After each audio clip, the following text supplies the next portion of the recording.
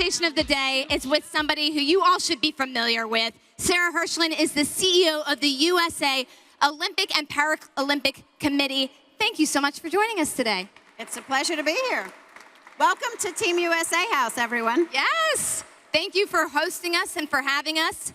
And I wanted to kick off this conversation on a fun note. Let's do it. When I look at all of the people who are here supporting Team USA, it feels massive, but it's tiny compared to the millions of people who are watching online. We have record ratings for this year's Olympics. Why do you think that the American people in particular are tuning in so closely to these games compared to, Tokyo and Beijing? I know they were impacted by the pandemic, but this feels outsized. Yeah, you're right. We have to go back and during the Tokyo Games and the Beijing Games, we were facing a pandemic. And we also have to recognize what that meant for individual families, right? They too were facing those issues in their homes. So it wasn't just about how the pandemic was affecting us in the movement and the games. It was about how it was affecting people in their homes and their daily lives.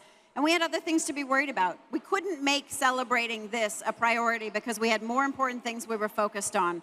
And now the reality is the United States of America has the permission to celebrate Team USA uninhibited by other things right now, and they're showing us that that's exactly what they want to do, and we couldn't be more excited. That's a round of applause, by the way, that we can now finally come out and celebrate. It's interesting. We had a few conversations here and upstairs around some of the issues that female athletes face in particular, that even though they are here to celebrate, they're still here to fight. We talked to Allison Felix about fighting for mothers as athletes. We talked to Ashlyn Harris and Lee Satterfield about fighting for equal pay. I think one of the things that the USOC has really focused on is mental health. Even though we're here to celebrate, there's obviously a lot of conversations this Olympics around how athletes are dealing with mental health issues. How are you making that a priority this Games? Well, it starts at the beginning, right? If you want to talk about mental health, you have to talk about mental health in the same way you think about physical health. And so we look at athlete wellness as a 365-day a year, 24 hours a day. And the same way any of us would think about our own physical health, you think about prevention and healthy living, and how do you establish healthy practices on the front end. And then you also build in the systems to allow for when things aren't where they need to be and things aren't going as well as you want them to be. Do you have the treatment options and the resources there to manage those circumstances and situations? And we put that infrastructure in place. What does that look like?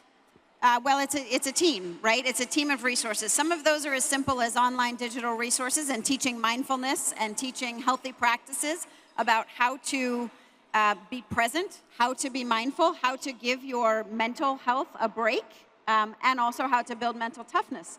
So we have a whole network of what we call psychological services providers. Many of them are trained in sports psychology and performance psychology. Others of them are trained in mental health crisis, and lots of them are trained in counseling and mindfulness and things like that. And so these professionals are deployed across athletes at different times in their journey and in different moments and deployed across the country. And when we think about mental health, I think a lot of the female athletes this Games have been taking the lead on that conversation. I think about Simone Biles coming back and helping to win the U.S. gold all around the other day. Why do you think female athletes are so comfortable playing a leadership role on the mental health side? I think women tend to embrace wellness in a way that's a little bit more out there, a little bit more transparent, a little bit more public, perhaps. And we've certainly seen leadership from people like Simone. I mean, Simone really came out and let the world in to her story and became very vulnerable in front of, frankly, the whole world. And it takes guts to do that. And it takes a sense of confidence to do that. And she did that, and it made others who relate with her feel more comfortable doing the same thing. And I think she understood the impact she could make by doing that. When we think about this Games in particular, the other issue that's come up a lot, the one that Allison Felix has been championing, has been how do we create equal opportunities for women who want to be parents and mothers here? How is the U.S. Olympic Committee considering that? Yeah, we're having some fun with this. So, number one, we started creating a system that allowed for athletes to take what in the working world we think of as maternity leave, right? To take a minute to go have a child and not lose your, I'm going to call it your place on the team, not lose your spot. And that's the greatest fear of an athlete is I'm not going to make it or I'm going to get cut. And so you've got to give women the latitude and the confidence that they can, in fact, step away to have a child and have the opportunity to come back and still be in the game. So that's a step. Then we went in and created a women's health task force. And that's about doing the work to understand the different biology required for elite athletes as women and how do they need to think about their training regimen, particularly fertility and things of that nature as they're going into a phase in their life where they might want to have children. So we've got experts from around the country who are volunteering to help us do that work and the research so that these women feel like they're getting the right kinds of advice. You want to have the confidence that you know what you're doing, that you know what's going to happen to your body and how to react to that and manage that so that you can continue to compete at the highest level. Absolutely. And by the way, we talk about maternal health, we talked about mental health. I also want to make sure that we are being really mindful in this conversation about the very vital role that the Paralympians play. You took a big step in making sure that the U.S. Olympic Committee was also inclusive of the Paralympic Committee, bringing them together to bring them the same amount of resources. But they still require different resources, and they require, in some cases, more.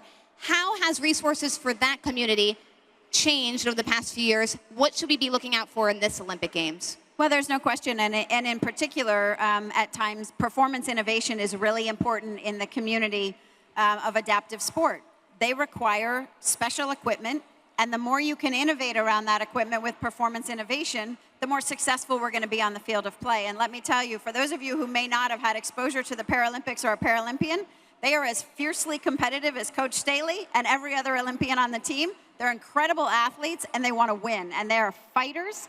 And so our job is to empower them with the equipment and the tools they need to be that competitive and to be that successful. You can give us a few examples of things that you're doing in the mental health side, networks of psychologists as available online to athletes. What are examples of resources that are new to the Paris Games that you're providing for Paralympians? Yeah, well, you think about, again, it goes back to thinking about equipment. When you get into track and field and you see wheelchair racing, the advances that we're making in things like how the wheelchairs are built, whether it's prosthetics and how prosthetics are built. And the reality is you also want to think about health and wellness issues, right? We have a lot of visually impaired athletes, and so you want to think about what are the tools to make sure that they're very comfortable in their environment and their ability to adapt to different and new environments is distinct because of their visual impairments. So it's putting in place the resources. Sometimes those are human beings, sometimes those are equipments and tools, and other times it's just a different schedule and cadence of adaptability that we put in place for people to get comfortable where they can perform at their best. Paris is an incredible city. It's an old city. And I think there's limitations in terms of accessibility because of that. What role do you play in making sure that when we're bringing Paralympic athletes to the Games, the city is prepared to host them? Yeah, it's a great, I'll make the example because all of you walked into this building today and noticed that there's a ramp out front. That was a stairway until we came to town. But you build a ramp, right? It's simple as thinking about, you will notice across this building that this building is set up to be adaptable, not because it was built that way, but because we've come in and retrofitted, and that's what you have to do.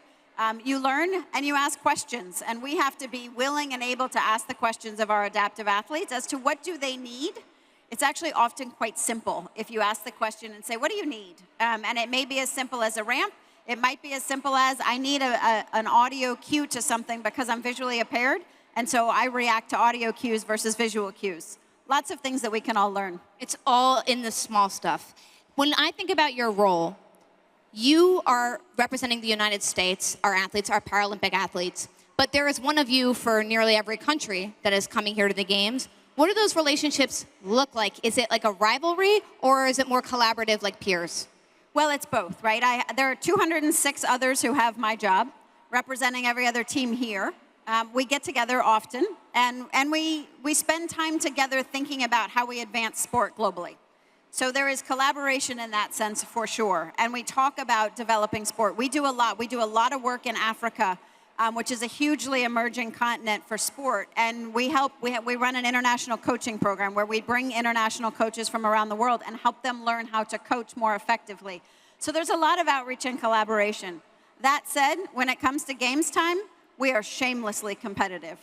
So I was at the pool the other night with my Australian friends and one of our Irish counterparts, and Ireland won the first medal they've won in the pool in 28 years.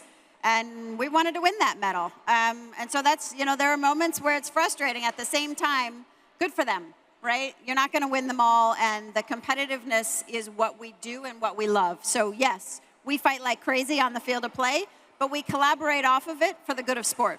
We are here, Sara, to talk specifically about women's sport. In your role, you have made certain things a priority. Women athletes, access to maternal care, mental health, Paralympians.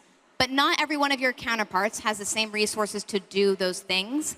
How are we exporting those values and those tools to other countries that might need them? It's a great question, and as I referenced an example of programs, right? Sometimes in the United States, we build things to share. And that's a big piece of our puzzle is we're learning constantly about new patterns and new practices and new way of doing things.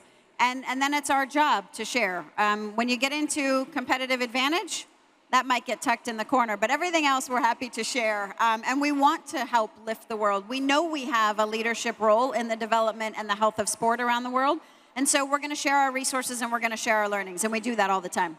This is a selfish question, but I was very involved in gymnastics growing up, and there's Junior Olympics for young athletes. How do you export some of these efforts that you're doing down so that younger athletes have access to these types of tools before they even get to the Olympic stage? Yeah.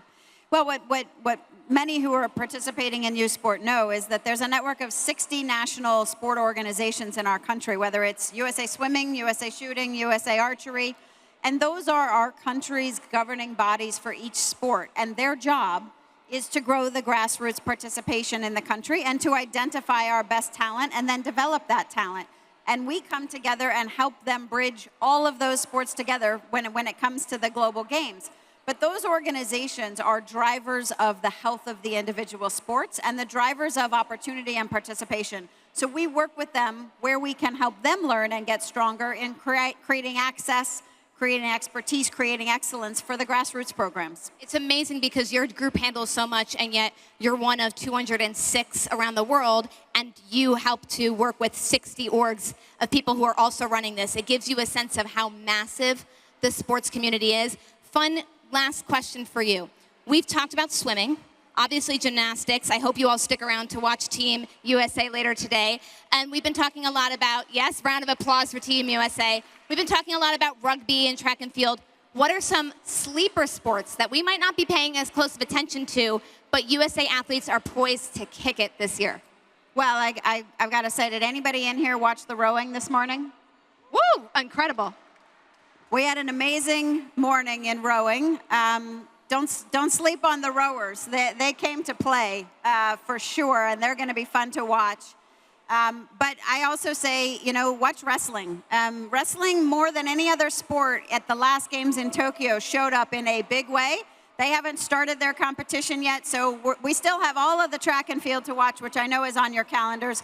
But don't sleep on the wrestlers, because they're going to come in, both men and women. Those women are coming in hot. It's going to be fun to see. I absolutely love that. What a fun tease. We've had such an incredible afternoon, but particularly this conversation, Sara. As Sara mentioned, there are 206 Sara Hirshlands around the world, which gives you a sense of how big these games are. By the way, that's a bigger delegation than those that belong to the UN, to give you a sense of how global this is. 60 national sport organizations. A lot of that work you guys are doing in collaboration. When we think about the role that you play, it's prioritizing, almost being the connective glue between these organizations. You said you do a lot of work with international, Africa being an example, coaching programs. We talked about the importance of this games. We can actually celebrate our wins, which is huge for mental health compared to COVID, when that's what we had to be focused on. And the mental health piece, that's been your bread and butter here at the USOC. You've created a whole team of resources thinking about mental health from a prevention perspective, not just addressing issues in real time, a network of psychologists, providers around the clock available online. You're thinking about accessibility more than anyone else who's ever led the USOC, bringing the Paralympics into the fold. Sometimes it's just a question of asking an athlete, what do you need? And some small examples, building a ramp outside, providing people audio cues if they are visually impaired, creating a system of maternity leave is huge for athletes who worried that they would one day lose their spot if they ever took that time. And then I think the biggest takeaway from this entire conversation and our entire programming this afternoon is that we in the US put a lot of time and care into thinking about how to support our female athletes. It's something that people around the world look to us to, and that's thanks to your leadership. So thank you, Sara Hirshland. Thank you very much. Thank you, everybody. And thank you to the Team USA Go House Team USA. for hosting Axios and Deep Blue for an incredible program around the power of women's sports and diplomacy. We look forward to seeing you at all of the events. Thank you.